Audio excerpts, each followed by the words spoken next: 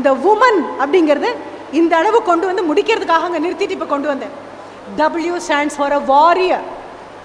அன்றாடம் அன்றாடம் போராட்டம், யாருக்கு எதிராகவும் இல்லை, உனக்கு எதிராக, உன்னுடைய பலவீனங்களுக்கு எதிராக, உன்னுடைய தேவையில்லாத ஆசைகளுக்கு எதிராக, உன்னுடைய மொபைலுக்கு எதிராக, அதில் வரக்கூடிய கவன சிதறல்களுக்கு எதிராக, நண்பன் தோழி என்ற பெயரில் உன் அருகில் இருந்து கொண்டு நீ அடைய வேண்டிய கனவுகளை நோக்கி உன்னை சொல்ல விடாமல் தடுக்கக்கூடிய அந்த நபர்களுக்கு எதிராக அன்றாடம் அன்றாடம் வாழ்க்கையில் போராட்டம் தான்.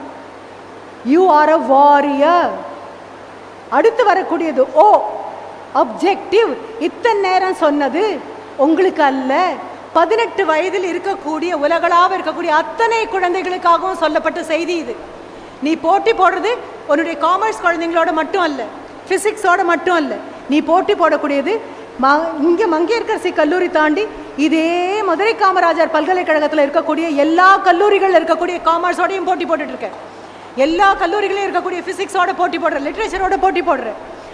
தமிழ்நாட்டில் இருக்கிற எல்லா கல்லூரிகள்லையும் ஒன்றை மாதிரியே 18 வயசு 25ஆம் தேதி யாருக்கெல்லாம் கல்லூரி தொடங்குச்சோ அவங்க அத்தனை பேரோடையும், இந்தியாவில் இருக்கக்கூடிய அத்தனை கல்லூரியும், காமர்ஸ் அப்படின்னா ஸ்ரீராம் காலேஜ் ஆஃப் காமர்ஸ் டெல்லியில் இருக்கிறவங்களோடையும் நீ தான் போட்டி போட்டுட்டு இருக்க. உலகத்தில் அது சிட்னியாக இருந்தாலும் சரி, சிங்கப்பூராக இருந்தாலும் சரி, நியூயார்க்காக இருந்தாலும் சரி, உலகத்தில் 18 வயசில் கல்லூரியில் சேரக்கூடிய அத்தனை குழந்தைகளோடையும் உன்னுடைய போட்டி.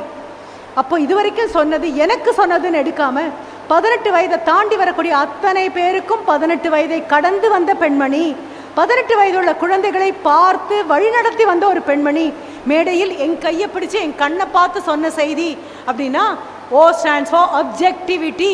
எந்த பிரச்சனையாக இருந்தாலும் விலகி நின்று பார், அதற்குள் இறங்கினால் நீ பிரச்சனையாக மாறி போவாய். அதனால் என்ன இமோஷன் வந்தாலும், என்ன மனதுக்குள்ளே தோன்றி மறைஞ்சாலும் நகர்ந்து நில்லு. இந்த மாதிரி ஒரு சூழ்நிலையில் என் தோழி இருந்தால் அவளுக்கு என்ன ஆலோசனை சொல்வேனோ அந்த ஆலோசனை எனக்கு நானே கொடுத்துப்பேன் அப்படின்னு நினச்சேன்னா இந்த நோ அப்படின்னு சொல்கிறது சட்டுன்னு வந்துடும். கவனச்சிதறல்கள் இல்லாமல் இருக்கும். ரைட்? WO ஆச்சா? M, B mindful. உங்கள் 18 வயசு குழந்தைங்க கையில் மொபைலோட எங்கே பார்த்தாலும் எனக்கு அதுதான் அச்சமாக இருக்குது. ரோடை கிராஸ் பண்ணும்போது மேத்ஸ் டீச்சர்கிட்ட கேட்டால் சொல்லுவாங்க, த shortest distance between 2 dots points is a straight line அப்படிம்பாங்க. 2 புள்ளிகளுக்கு இடையே இருக்கக்கூடிய குறைந்தபட்ச தூரம் என்பது நேர்கோடு. ஆனால் பெண் குழந்தைங்க நேர்கோடாக ரோடை கிராஸ் பண்ணி நான் பார்த்ததே கிடையாது. அப்படியே ஹாரிசான்டலாக எப்படி போவாங்க அப்படின்னா டயகனலாக போவாங்க. பஸ்ஸுக்கு முன்னால் கிராஸ் பண்ணிட்டு இருப்பாங்க, கையில் ஒரு மொபைல் இருக்கும். B mindful. நீ பார்க்காட்டாலும் உலகம் உன்னை பார்த்துட்ருக்கு, நீ பார்க்காட்டாலும் வீதி உன்னை பார்த்துட்ருக்கு, நீ பார்க்காட்டாலும் உன்னை சுற்றி இருக்கக்கூடிய சமுதாயம் உன்னை கவனிச்சிட்ருக்கு. எப்போ நீ கவனச்சிதறல்ல உண்மையில அக்கறை இல்லாமல் இருப்பியோ அந்த நேரத்துக்காக அவங்க அத்தனை பேரும் காத்துட்ருக்காங்கன்னு புரிஞ்சுக்கோ. எந்த இடத்துல இருந்தாலும் பி மைண்ட்ஃபுல். உன்னை சுற்றி இருக்கக்கூடிய உலகம் உன்னை என்ன பார்க்குது அப்படிங்கிறத புரிஞ்சுக்கோ. WOM ஆச்சா? A stands for just not attitude. A stands for accountability. 1 மணி நேரம் நான் பேசுகிறேன், 1 மணி நேரம் ஒரு நபர்கிட்ட பேசினாலும் இதுதான் பேச்சு, 1 மணி நேரம் 1500 பேர்கிட்ட பேசினாலும் அதுதான் பேச்சு. ஆனால் 1500 பேர் இந்த அரங்கத்தில் இருந்து ஆளுக்கு 1 மணி நேரம் எனக்கு கொடுத்தீங்கன்னா என்னுடைய அக்கௌண்டபிலிட்டி, என்னுடைய பொறுப்பு எவ்வளோ பிரம்மாண்டமாக இருக்கும். தேவையில்லாத வார்த்தை நான் சொல்லக்கூடாது, அநாகரிகமான பேச்சு எங்கிட்டேருந்து வரக்கூடாது, பாசிட்டிவ் இல்லாமல் நெகட்டிவ் எதுவும் நான் சொல்லிடக்கூடாது. இது அத்தனை பொறுப்பும் 1 மணி நேரத்தில் இல்லை, ஒத்தொத்தரும் எனக்கு கொடுக்கக்கூடிய 1 மணி நேரத்தில் உட்காந்துருக்கு அப்படின்னா எவ்வளோ பெரிய பொறுப்பு. அப்போ 365 நாள் 24/7 3 வருஷத்துக்கு தாய் தகப்பன் கட்டக்கூடிய பணம், அவங்க கொடுக்கக்கூடிய பாதுகாப்பு, அவர்களுடைய உழைப்பு, ஆசிரியர்களுடைய உழைப்பு அத்தனைக்கும் அக்கௌண்ட் பேலன்ஸ் டேலி பண்ணி தான் போயாகணும். பேலன்ஸ் கணக்கு காமிச்சாகணும். அப்போ WOMA ஆச்சா? அடுத்தது N. ஒன்னே ஒன்று தான், நவ். இந்த நிமிஷத்தில் மேடம் பேசும்போது மத்தியானம் எப்போ கலை நிகழ்ச்சி இருக்குமான்னு யோசிக்காத. இந்த நிமிஷத்தில் வாழ்ந்து பழகு. எந்த நிமிஷத்தில் இருக்கியோ அந்த நிமிஷத்தில் வாழ்ந்து பழகு. அப்படி இருந்தது அப்படின்னா you become a perfect woman. அப்படி பர்ஃபெக்ட் உமனாக மாறியாச்சு அப்படின்னா கண்டிப்பாக இதே 25ஆம் தேதி, எத்தனாவது முறை இந்த தேதியை நான் திருப்பி திருப்பி திருப்பி சொல்கிறேன், சொல்லி சொல்லி என்னுடைய நாக்கில் தழும்பு ஏறிடலாம்.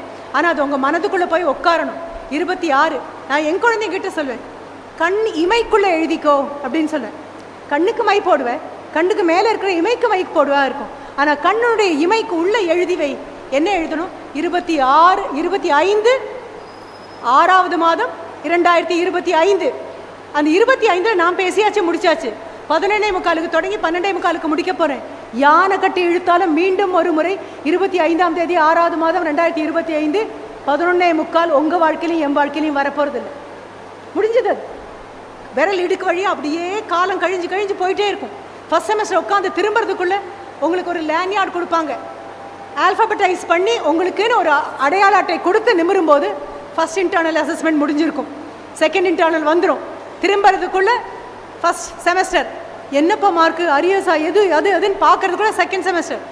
திரும்பி பார்க்கறதுக்குள்ளே போன வருஷம் அப்படின்னு நீங்கள் சொல்வீங்க. போன வருஷம் நீங்கள் உட்காந்துருந்த மாதிரி அடுத்த வருஷம் இந்த இடத்துல வேறு செட் ஆஃப் குழந்தைங்க வந்து உட்காந்துருவாங்க. அதுக்கப்புறம் பார்த்தா நீங்கள் தான் சீனியர்ஸாக உட்காந்துருப்பீங்க. அதுக்கப்புறம் இந்த கழுத்தில் போட்டுக்கக்கூடிய இந்த அடையாள அட்டை இருக்கு இல்லையா, அது வீட்டு ஆணியில் ஒரு இடத்துல உங்களுடைய நினைவு சின்னமாக தொங்கும். நீங்கள் வருவீங்க 10 வருஷம் கழித்து. யாராக வருவீங்கிறத பொறுத்து எப்படி வருவீங்க அப்படிங்கிறது தீர்மானிக்கப்படும்.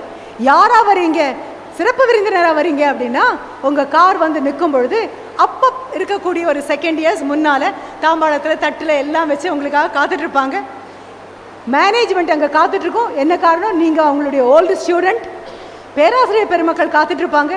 ஏன் இறங்கி நீங்கள் போகும்போது ஐஏஎஸோ ஐபிஎஸோ இஸ்ரோவில் பெரிய விஞ்ஞானியோ இல்லை விண்வெளி வீராங்கனையோ இல்லை கல்லூரி பேராசிரியோ இல்லை விவசாயத்தில் பெரிய புரட்சிகளும் மாற்றங்களும் கொண்டு வரக்கூடிய ஒரு குழந்தையாக பெரிய விவசாயியாக மாற போறியா, வாட் எவர் இட் இஸ். அத்தனை பேருக்கும் உணவு கொடுக்க போறியா. Madam, I am not a job seeker madam, I am a job provider. நான் வேலை தேடுற ஆள் இல்லை, 10 பேருக்கு வேலை கொடுக்குற ஆள் மேடம். நான் இங்கே ஒரு தொழிற்சாலை தொடங்குவேன் மேடம் அப்படின்னு சொல்கிற குழந்தையா. நீ யாராக திரும்பி வந்தாலும் சரி, எப்படி வர அப்படிங்கிறது அன்னைக்கு டிசைட் பண்ணப்படும். அந்த தேதியில் நான் இருக்கேனான்னு தெரியாது, இருந்தாலும் உங்கள் கல்லூரி என்னை கூப்பிடுமான்னு எனக்கு தெரியாது. இது ரெண்டுமே எனக்கு தெரியாது. அப்படியே நான் வந்தாலும் முன்னிருக்கையில் எனக்கு இடம் இருக்குமான்னு அதுவும் தெரியாது. வந்து பார்க்கும்போது இதெல்லாம் நிரம்பி வழிஞ்சிருக்கும். இன்னும் அந்த வரைக்கும் எக்ஸ்டெண்ட் பண்ணியிருப்பாங்க. கடைசி இடத்துல கூட நான் இருக்கலாம். ஆனால் விவசாயி விதை போட்டாச்சு அப்படின்னா முளைக்குமா முளைக்காதான்னு 5 நாளைக்குள்ளே தெரிஞ்சிரும்ப்பா.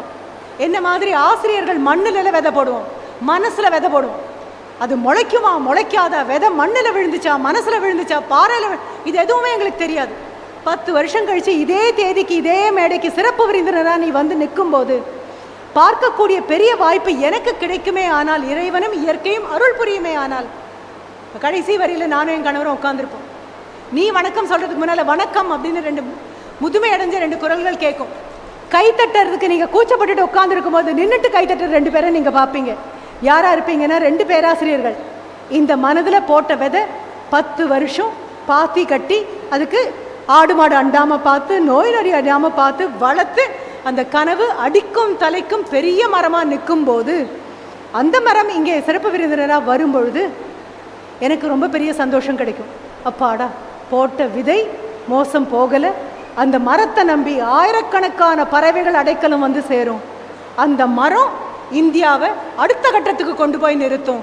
முடிக்கும் போது சொல்கிறேன், உள்ளங்கையை திருப்பி பார்த்துக்கோங்க. உங்கள் உள்ளங்கையில் ஓடுறது உங்கள் வாழ்க்கையினுடைய வரைபடம் அல்ல. எதிர்கால இந்தியாவோட வரைபடம் உங்கள் ஒவ்வொருத்தருடைய கையிலையும் ஓடிட்டுருக்கு. நீங்கள் எப்படி இருக்கீங்களோ அப்படி உங்கள் நாடு இருக்க போகுது. 10 வருஷம் கழித்து யார் ஹீரோ, எது என் வாழ்க்கை, எங்கே நிற்க போகிறேன் அப்படிங்கிற உறுதியை இன்றைக்கி எடுத்துகிட்டு ஒவ்வொரு நாளும் அந்த கனவுக்கு உரம் சேர்த்துட்டே வந்தீங்க அப்படின்னா கண்டிப்பாக 25/6/2035 நீங்கள் இருக்கிற இடம் இதுவாக இருக்கும். அதுவரை நன்றி, வணக்கம்.